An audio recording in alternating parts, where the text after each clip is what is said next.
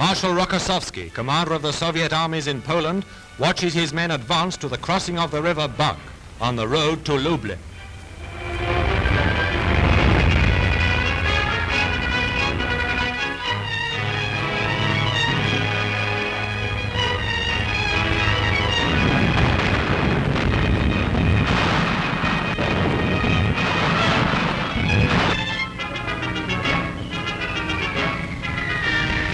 Like their allies on the Western Front, the flyers of the Red Air Force have proved more than a match for the Luftwaffe.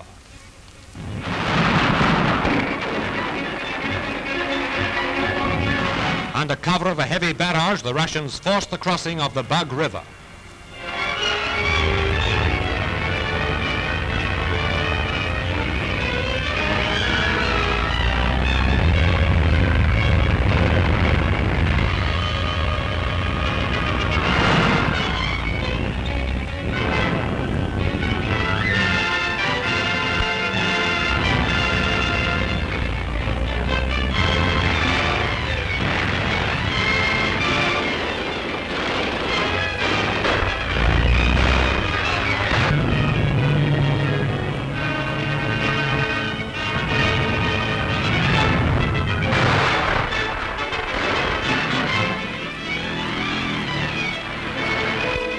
In the path of their advance lay the town of Helm. The German defenders were driven out, leaving the starved Polish civilians to welcome the victorious Russians. Following the Russians came Polish contingents.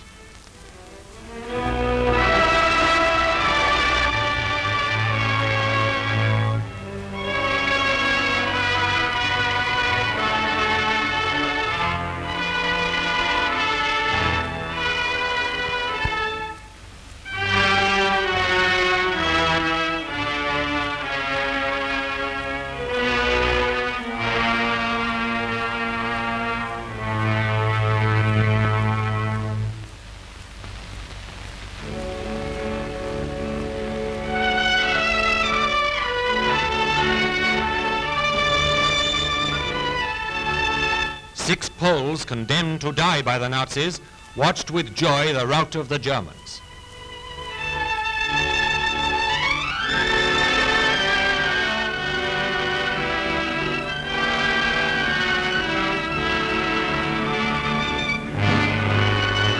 For them it meant life itself, though for many of their companions the rescuers had arrived too late.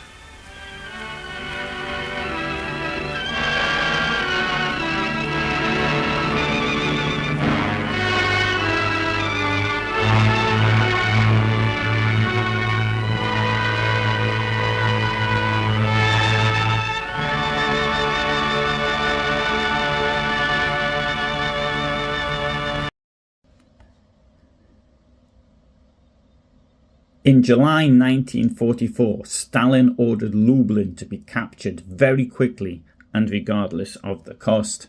The original plan had not been to capture Lublin, but politics stepped in. On the 20th of July 1944, the very day that there was an attempted coup against Hitler, the Polish Committee of National Liberation, the PKWN, was established in Moscow on the orders of Stalin. This was the communist puppet regime that was to replace the legal Polish government, which was in London. Obviously, a new government from a village in the middle of nowhere would appear ridiculous, and in order to appear serious, a large city needed to be captured from which the new regime could proclaim itself. Therefore, Stalin demanded that Zhukov and Rokossovsky capture the city of Lublin by the 27th of July 1944 at the very latest. Stavka Directive No. 220149 stressed, this is absolutely necessary due to the political situation and the interests of an independent, democratic Poland. Obviously, that's a quote. Stalin's plans were neither for an independent nor a democratic Poland.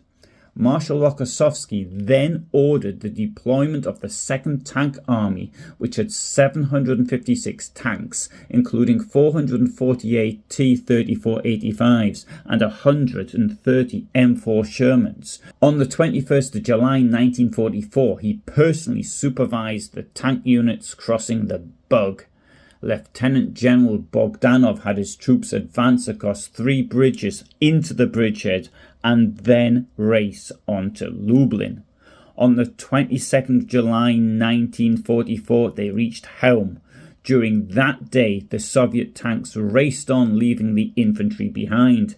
This was further to Stalin's instructions, but must have come at a great cost in lives and equipment. Of course, for Stalin, this didn't matter. What was more important was establishing his own government in Poland. By the evening of that day, they had reached the river Wieprzh, and on the morning of the 23rd of July, after 30 minutes of artillery preparations, they entered Lublin. On the German side, Lublin was defended by units of the 26th Infantry and the 213th Security Divisions and a battalion of heavy tank destroyers. This was all commanded by General Hilmar Moser, who had orders to defend the city at all costs. The situation in Lublin on that day is not clear, but to understand what was going on there, we need to go back to the 15th of July 1944, when the coup against Hitler was due to take place. The plan for that day was aborted, but not before the reserve army in Berlin had been mobilized. At around 1300 hours on the 15th of July 1944, the order to move was given to the German military resistance in Lublin. A short time later, the order came to postpone the operation and stand down. In April 1944, the Supreme Command of the German Army had designated Lublin as a Festerplatz, a fortress, and it was to have 4 lines of fortifications. If you look at a physical map and the layout of the city and its surroundings as it was in 1944, Lublin does not lend itself to being a fortress. In preparation for the defence of the city, the Wehrmacht created a separate camp for prisoners, building fortifications on part of the concentration camp at Majdanek. Only some of them were completed before the arrival of the Red Army. Every adult resident of Lublin was obliged to dig 5 meters of trenches or other earthworks. Those who failed to fulfill this obligation were threatened with arrest. However, the city lacked the forces and building materials, especially concrete and steel, to make defensive positions. Lublin was weakly defended, but the Wehrmacht command expected that the units that would be withdrawing from the front as the Soviets advanced would reinforce the Lublin garrison. This plan failed because the Soviet attack proceeded so rapidly.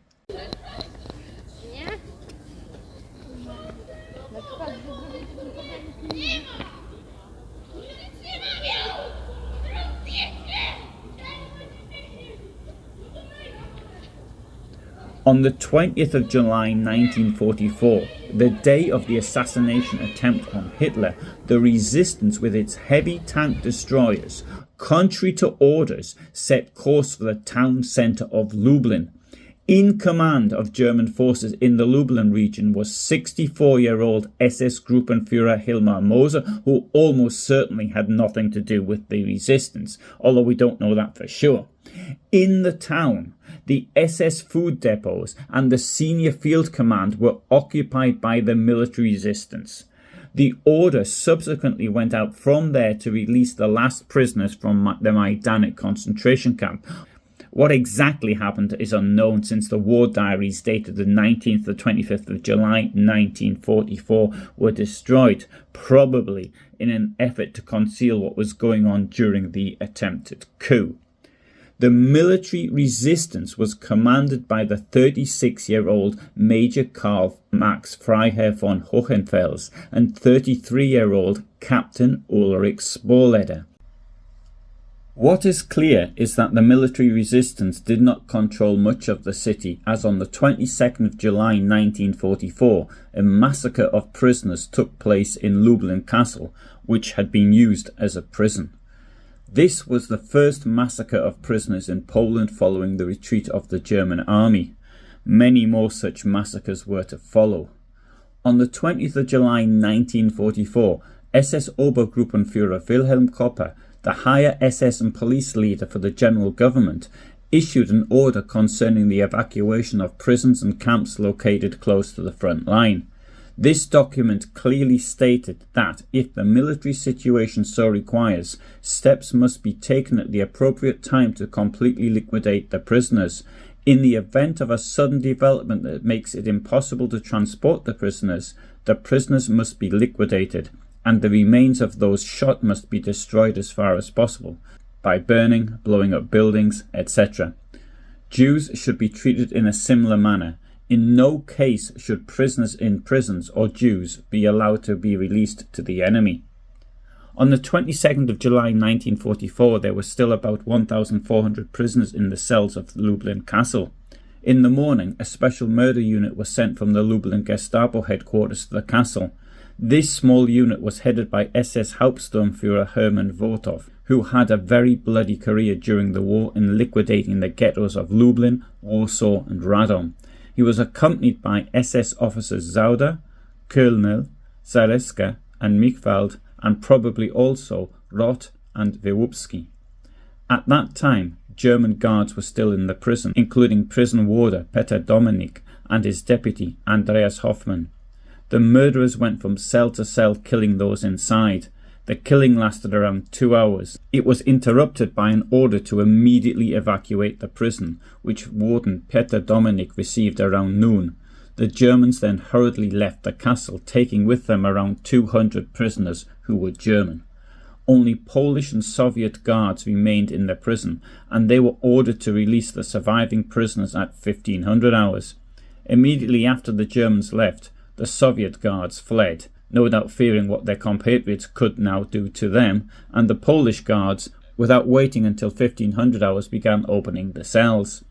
About 1,000 prisoners were still alive. Around 300 people had been murdered. A list prepared by Róża Bieluszko-Siechowa contains 288 surnames of identified victims of the crime. The Soviet advance was so quick that the Polish resistance, the AK, the Home Army, did not have time to react. There were no units included in the mobilization plan in Lublin. However, there were volunteers who suddenly came forward, the majority of whom were young boys who had been sworn in but had not been trained. They were given rifles, or found them, or captured them from the Germans, and wanted to shoot, even if they didn't know how to do so. On the 22nd of July 1944, grenades were thrown into the Grand Hotel. At the same time, a platoon under 2nd Lieutenant Mercury dismantled a bridge on the road leading to Warsaw to make it difficult for the Germans to evacuate. When Home Army soldiers met Soviet tankmen, they got on their machines and supported them in the fight. The Poles participated in street fighting in the city centre.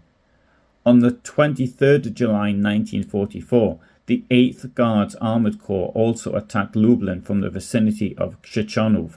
In the area of the Church of St. Michał and the bridge over the Bystryca, 2 battalions of the 58th Armoured Brigade encountered a well-prepared German defence. 2 armoured trains, a Nashorn tank destroyer, a howitzer battery, anti-tank guns and 2 infantry companies. Due to heavy losses, the Soviets withdrew to the area of Ulica Młynska, where they waited out the night. Also, on the 23rd of July 1944, the city was attacked from the north by the 60th Armoured Brigade and the 301st Self-Propelled Artillery Regiment. In the fighting in the area of the town hall on Ulica Lubotowska, the Soviets lost several Su-76 self-propelled guns and T-34 tanks. The commander of the 301st Regiment, Colonel Mark Yonis, was killed here. In this photograph we can see an artillery piece in the ruins of the former Jewish ghetto. In the background we can see Lublin Castle. The ghetto was based around the castle. It was destroyed after the people had been deported to Bełżec to be murdered there. The heavy tank destroyer, the Nasorn, does not lend itself to street fighting, but in Lublin it took out much Soviet armour. By the 24th of July 1944, the fighting concentrated in the city centre, in the area of Ulica Narutowicza and Plac Wolności, which became the central point of defence. The Germans also successfully defended themselves on Plac Litewski, which was then called Adolf Hitler Platz. The tenement houses in the square were adapted for perimeter defence and turned into mini fortresses. The Germans also had a lot of weapons and ammunition. Soviet tanks lost their tracks on mines and were destroyed by Panzerfausts. The fire of the 88mm cannons which the 7 Nasorns had tore apart the Soviet tanks. In the face of inevitable encirclement, General Moser, commanding the defence, decided to withdraw the remnants of the German group from the city. 6 Kampfgruppe tried to break out at around 0200. Only one managed to reach Vukovar, where it encountered part of the German 17th Panzer Division. Karl Max Freiherr von Hohenfels and Ulrich Spoleter made their way in a southeasterly direction towards Tomaszów Lubelski. With the failed coup d'etat and almost certain death sentences if they returned, and the prospect of an unpleasant stay with the Red Army if they remained, they chose to commit suicide by shooting themselves in the head. There was significant damage inside the city and around 400 residents had been killed in the crossfire. The Red Army took around 2,200 prisoners. After the battle, the Home Army soldiers counted 56 burnt-out Soviet tanks on the streets of the city, but in reality the Soviets may have lost as many as 300, as they were pulled out in order to be repaired as best they could or cannibalized for parts. As bad as it was, it could have been much worse. Before withdrawing, the Germans planned to blow up 22 of the most important industrial plants in the city, including the city power plant, the gasworks, sugar refineries, and spirits plants. In order to prevent this, both members of the organised Polish resistance and people not involved in resistance activities did what they could to save their places of employment by cutting detonation cords and removing or making safe explosives. Railway workers dismantled tracks to prevent the transport of 11 locomotives to the west.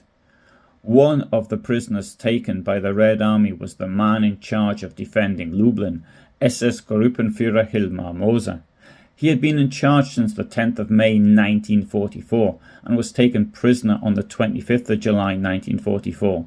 On the 29th of August 1944, Moser gave a statement to the High Command of the Red Army about his knowledge of Majdanek concentration camp.